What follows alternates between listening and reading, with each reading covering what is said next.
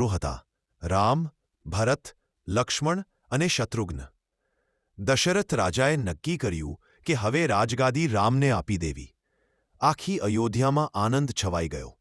પણ દશરથની રાણી કૈકેયીને તેની દાસી મંત્રાએ ભડકાવી.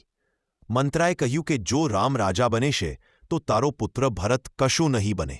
એ વાતે કૈકેયી ગુસ્સે થઈ ગઈ અને રાજા પાસે ગયા.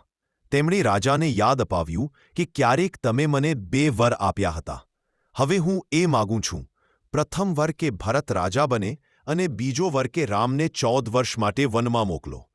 દશરથ દુઃખથી તૂટી પડ્યા, પણ વચન રાખવું હતું.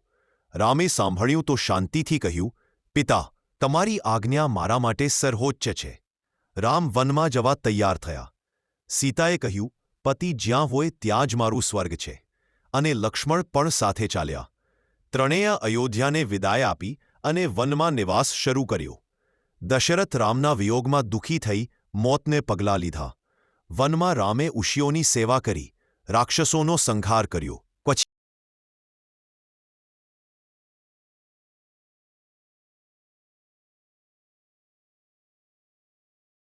તેને સીતાનું અપહરણ કર્યું.